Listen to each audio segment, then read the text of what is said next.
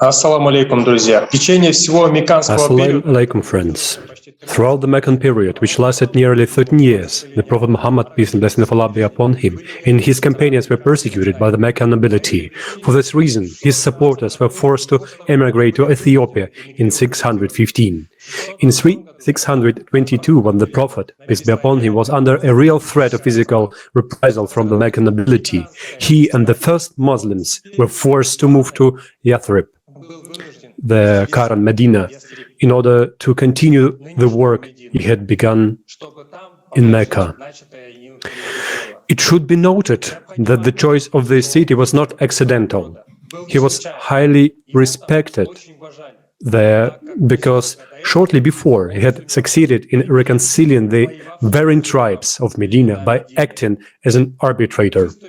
In Medina, the Prophet Muhammad, peace and blessing of Allah be upon him, signed a very interesting agreement in all respects with the inhabitants of Medina.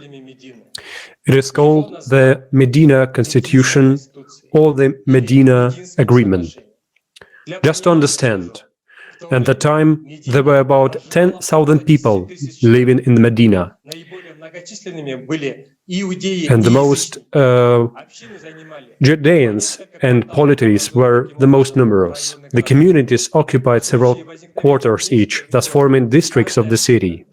In this event of external threat, each community would defend itself separately without coordinating military actions with the other townspeople. The Prophet Muhammad, peace be upon him, and his entourage, having settled in the city in 622, announced their intention to carry out a numerous of reforms. The first initiative concerned the formation of a Muslim community or Ummah. The Prophet Muhammad, peace be upon him, declared two groups of Muslims, the Ansar and the Muhajir, to be part of a single and invisible Ummah. The Ansar were the local Muslims who have moved to Medina a little earlier, and Muhajirs were those Muslims who moved to Medina in 622, along with the Prophet, peace be upon him. The significance of this initiative, of course, was enormous. From now on, the concept of the Ummah as a single Muslim community was entrenched in the Muslim legal tradition. The Ummah was a new model of the socio-political and socio-economical structure of the Muslim society. Another significant initiative of the settlers from Mecca was the definition of the administrative boundary of Medina and the signing of the Medina Agreement.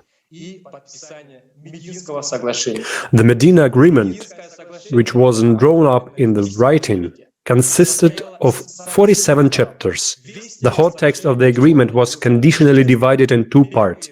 The first 23 parts were devoted to the rights and duties of the Muslim community, and the subsequent chapters were devoted to the Judean community of Medina. The key position was occupied by the chapter proclaiming the principle of freedom of religion. For example, in the last two chapters, both parties to the agreement expressed their desire to live in peace and tranquility within the boundaries of a single territory. There was also a chapter on the equality of all members of the Muslim community and mutual responsibility. It was not allowed to conclude separate agreements with other communities. The living conditions of the communities in Medina were fair and equal for all. The responsibility of criminals was individualized. That is, it deprived criminals of the protection of the bloodline, regardless of their religion. There was an eminently wise, revolutionary decision of the Prophet, peace be upon him. Thus he put an end to the polytheist custom of blood feuds, frequent murders, and retaliation that was common in Arabia at that time, putting a legislative barrier to intergenerational struggle. Thanks to the wisest reform of the Prophet, peace be upon him, conditions were created that guaranteed the value of human life. And here is important to note that below we will draw a parallel of how the principles of the Medina Agreement introduced by the Prophet 1,400 years ago coincide with the foundations of the creative society that unite millions of people around the world today. The parties to the Medina Agreement agreed to work together and jointly to improve Medina and to support each other in the cases of material difficulties. A special role in this document was given to protecting the unity of the believers, their care for each other, and their concern for their lives. This document describes that the life of a member of the Muslim community is of the highest value, and no one has the right to deprive a Muslim of his life. And we see the same in the first foundation of the creative society, which says that the highest value in society is the life of a human, that there not and never can be anything else more than valuable than a human's life, and that the life of any human has to be protected as one's own. The Medina Agreement clearly articulated the security of Medina and ensured the tranquility of the townspeople. He stated that it was the duty of every Medinan to protect the city from enemy raids. It was emphasized that wherever a person was, he would be safe unless he had committed a crime. The provision of the Medina Agreement is reflected in the third foundation of the creative society, which stated that no one and nothing in society has the right to create threats to the life and freedom of a human.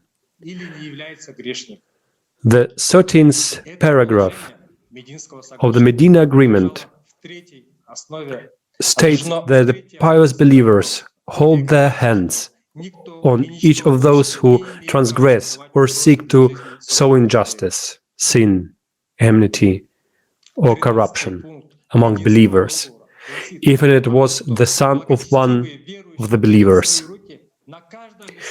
This provision of the Medina Agreement is considered within the fifth foundation of the creative society, the creative ideology, which prohibits the promotion of violence and condemns all forms of division and aggression and manifestations of anti-humanity.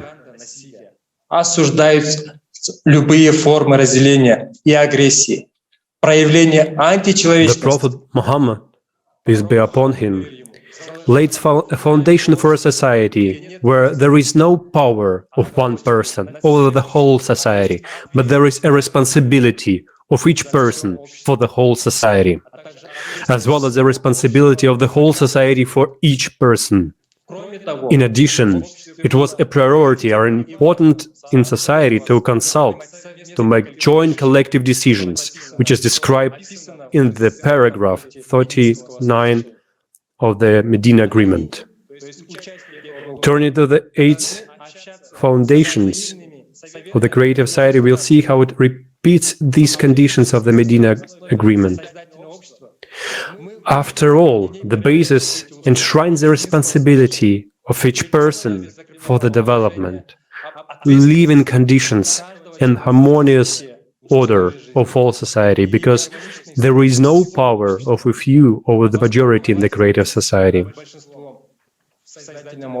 Every person has the right to participate in managing the affairs of the creative society and in passing laws to improve human life, as well as to submit to national-wide discussion and voting referendum the resolution of socially important, socially significant economic issues affecting the change of human life quality.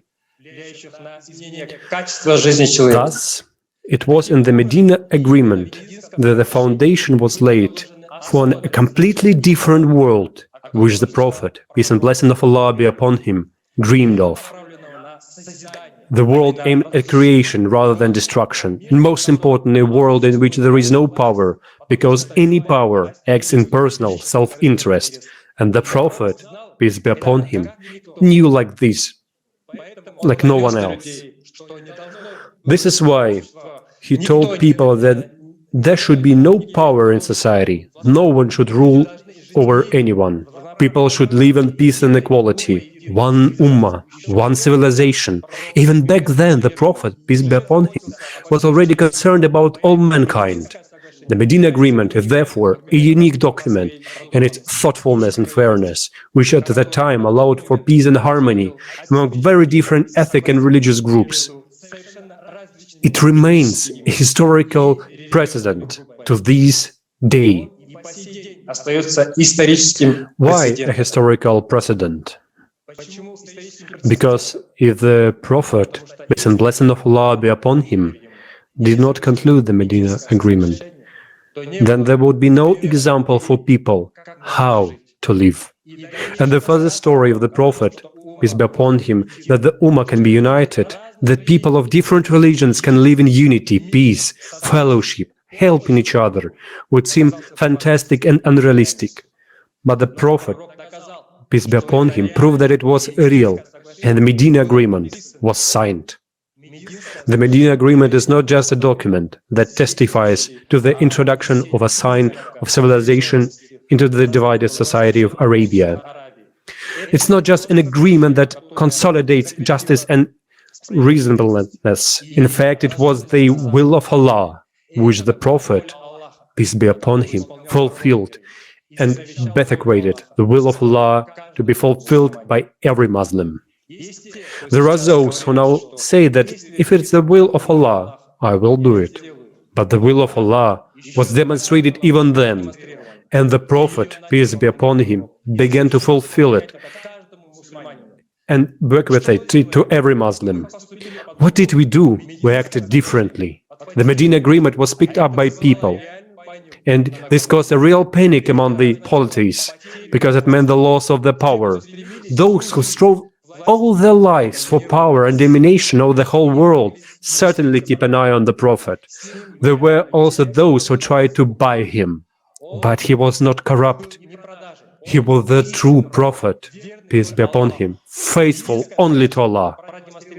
The Medina Agreement demonstrated that people could live like that, in peace and unity, and therefore, so the Islam, in a true essence, would not be realized. These polities supported the agents of influence, one of whom was close to the Prophet, peace be upon him. This was clearly known and understood by the Prophet himself. It was sent down to him from Allah as to how this would unfold, that he would be betrayed, and the Islam would be distorted. But the Prophet knew that if you kick one out, 10 will come. This like a hydra of shaitan, cutting off one head, give birth to 10 new ones. The Medina Agreement clearly states that there is no power and there is equality between people that could have been allowed by those who wanted power. If the Ummah were united and supported that what the Prophet, peace be upon him, brought, everything will be fine and everyone will live in a great society. Smart people understand this. For those Muslims who now say, if it is the will of Allah that we should build a great society, it will be the first to build it. I answer, there is Allah's will for this, and it was declared by the Prophet himself. It was through the Prophet, peace be upon him, that Allah conveyed his will to what the world should be like. If we don't do it, we are going against the will of Allah himself. Now we have to do it because it is the will of Allah. That's what's important. Without doing the will of Allah, how we will come to him? We can't. And the Prophet, peace be upon him, showed that only by doing the will of Allah we can come to him. The Prophet, peace be upon him, brought the Medina Agreement not only to the people of that time, but to us, modern people as well. It is the foundation of the building of a creative society. Today, people from all over the world are already building it, and every Muslim now has a real chance to build a society that would our beloved Prophet, peace and blessing of Allah be upon him, dreamed of.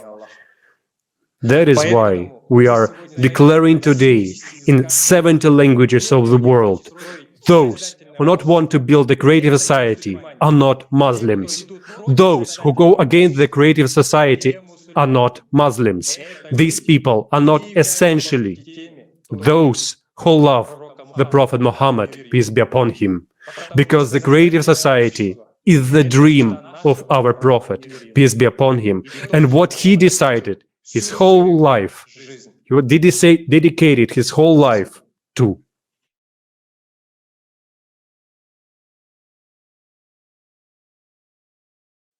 Thank you,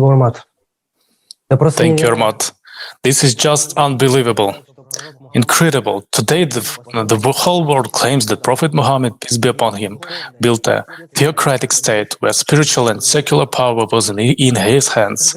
This agreement clearly shows and proves that the Prophet Muhammad, peace and blessings of Allah be upon him, did not seek power.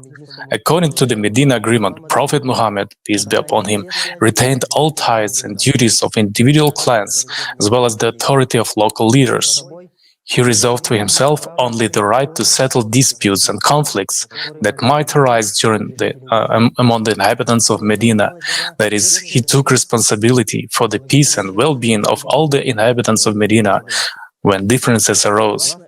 According to this document, the inhabitants of the city had the power themselves. This is a very important point.